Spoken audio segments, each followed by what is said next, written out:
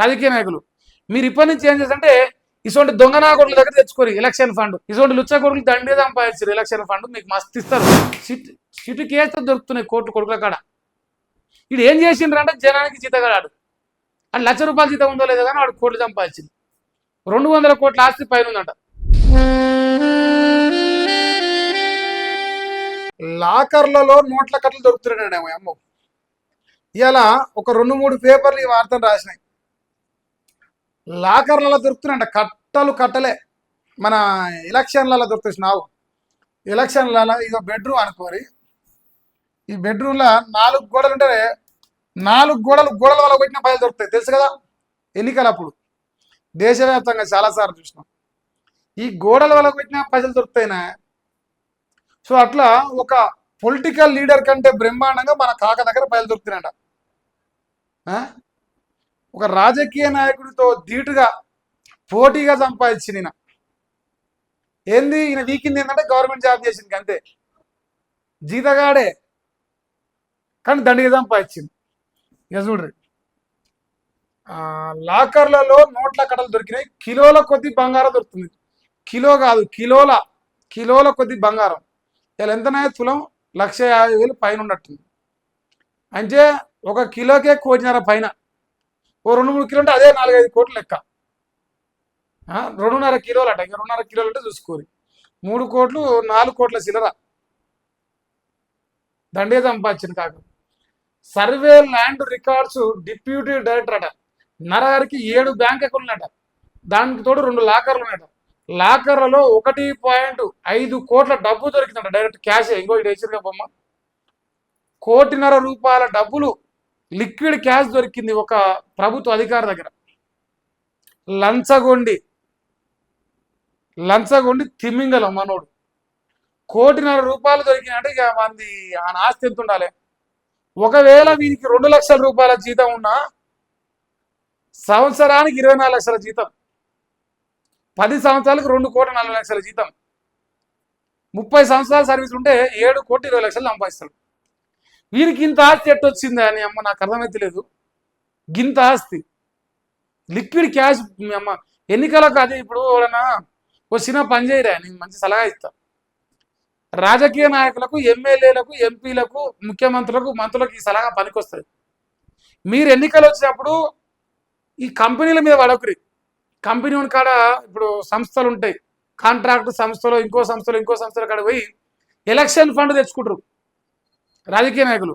మీరు ఇప్పటి నుంచి ఏం చేస్తారంటే ఇటువంటి దొంగ నా కొడుకుల దగ్గర తెచ్చుకోరు ఎలక్షన్ ఫండ్. ఇటువంటి లుచ్చ కొడుకులు దండే సంపాదించారు ఎలక్షన్ ఫండ్ మీకు మస్తు ఇస్తారు. సిటు కేస్తే దొరుకుతున్నాయి కోట్లు కొడుకుల కాడ. ఇది ఏం చేసిండ్రంటే జనానికి జీతగాడు అని ₹1,00,000 జీతం ఉందో లేదో కానీ వాడు కోట్లు సంపాదించింది. 200 కోట్ల ఆస్తి పైన ఉందంట. ఇంకో బహిరంగ మార్కెట్లో ఆస్తులు వెళ్ళి 200 కోట్ల పైనే.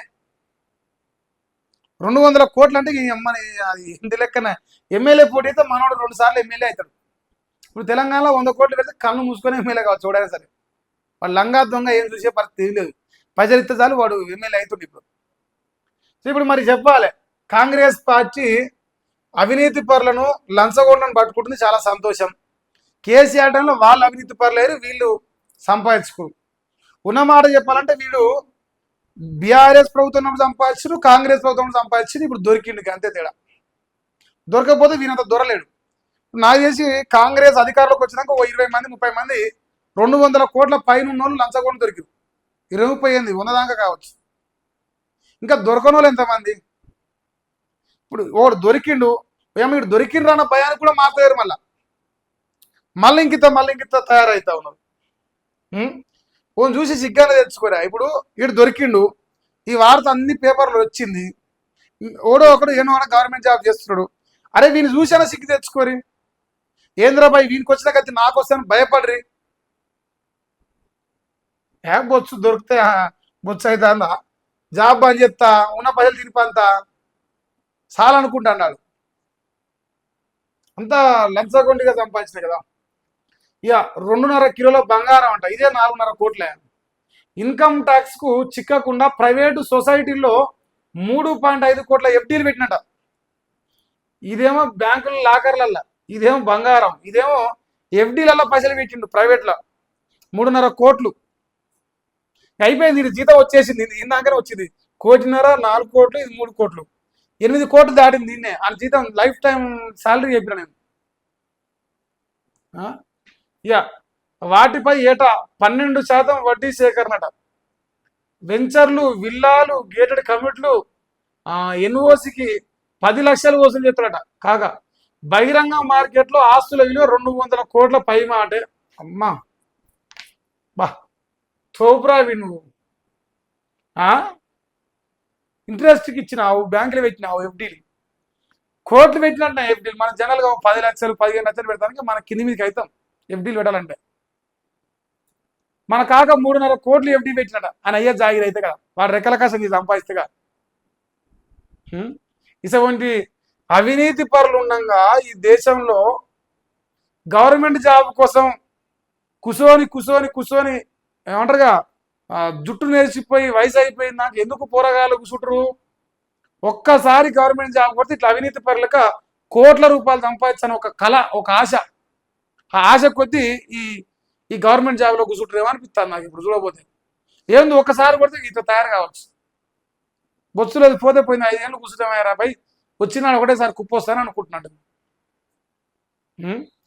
ఇటువంటి లుచ్చలు సమాజంలో ప్రభుత్వ ఉద్యోగం చేసేటోళ్ళు ఇలా రాజకీయ నాయకులు స్ఫూర్తిగా తీసుకుంటారు. అని మా ఎమ్మెల్యే గారి సంపాదించింది నినేంద్రపై వానితో పాటు పోటీ పడాలనుకుంటారు. అట్లనే తయారవుతుంది వ్యవస్థ.